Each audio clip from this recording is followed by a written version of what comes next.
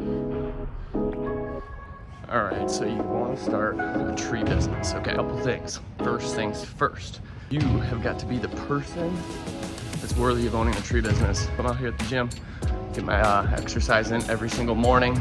First things first, not everybody's cut out to be an owner. And a lot of people, they just want some freedom. There's a lot of different options besides owning a tree business.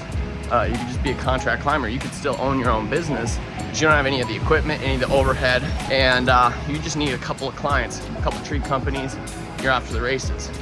Now, what some guys want to do is build this big old Amazon thing, and that's cool if that's what you want to do, right? But you're gonna make your money in the numbers, and it's gonna be a long hustle to get there. Now, my theory on it is that if you know how to get customers and you know how to get the best customers, then you can sell the work and you can do the work and you can sub out the cleanup. That's what I do, sub out the cleanup. I'm working on buying some equipment right now, but for 4 years I didn't own very much equipment at all. And I would just sell the work and I would do what I wanted to do in the business and I would sub out the rest. I'd sub out the cleanup. I'd sub out the brush dragging, and I would just put wood on the ground and have people clean up after me, and it worked really good. Now, in order to do that, I had to have a really rock solid sales process. I had to be better at selling than anybody and everybody, and started getting all my deals in writing. I've got terms and conditions. That way, all of these things that could come up, I can plan for, predict, and prevent in my business just by having terms and conditions and reading that to the customer before I sell them the job. And getting all your deals in writing, have a really rock solid scope of work, terms and conditions, a crystal clear price. All these things are really important if you want to get your deals locked in and you want to run a more predictable tree business. You got to have a really accurate scope of work. You got to have solid terms and conditions. You also got to take a down payment, because if you're not taking a down payment, you're not actually selling anything. And we teach you how to do all this stuff inside the portal. Go to treesavages.com, sign up for the portal if you want to learn how to sell more tree work. But first things first, you got to be able to get all your deals in writing. Now, let's take a step back, because you might be able to pick up 1 or 2 deals, but before you go rocking and rolling with your tree business, you also want to register with your state. You want to register with the IRS. That just looks like, usually, most of the time, you're going to go to the Secretary of State website. You can usually register online, depending on what state you're in.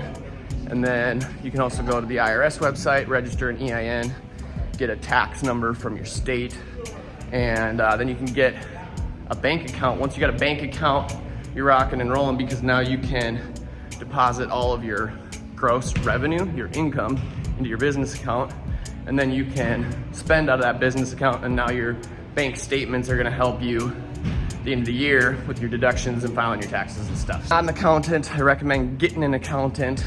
And if you can sell tree work and you use the margin multiplier in order to budget for everything, you can just budget an accountant right off the bat. Your prices are reflective of having an accountant. They're reflective of all of the things that you need in order to run a profitable tree business. So a lot of guys, they're just getting started and they barely know what it takes as far as money-wise in order to run your business right now, let alone run your business in the future as you're trying to grow. If you want to be a growing tree business, you've got to be factoring in a healthy budget for all of the things that you need to be spending money on in order to be said growing tree business. That's what the margin multiplier is for. It's included when you subscribe to the portal.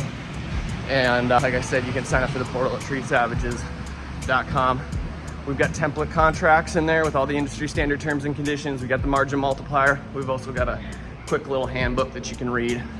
We'll ask that you confirm your address when you sign up, and we'll mail one out to you. That way you can throw it in the visor and review that before your bids. Now, final thing here, once you get your business in order with the state, you get a bank account, you're selling tree work. If you want to get premium prices for the work that you're doing, you've got to offer the best possible service. So you've got to offer premium services if you want to get premium prices. Usually that just looks like, hey, we pride ourselves in serving our customers to the highest possible standard. And then you gotta have mechanisms in order to do so. So we've got mechanisms. It's not always just about scope of work. Sometimes it's about when are you gonna get it done? And how can we serve the customer to the highest possible standard? That helps us get healthy profits on the jobs that we're doing. Anyways, guys, my arm's getting tired. If you're trying to start a tree business, in my couple 4 or 5 steps right out the gates. But the real key is in selling the tree work. You gotta sell tree work.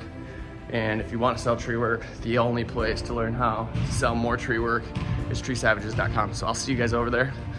And I'm about to get my run in. See you guys on the inside. All right, peace.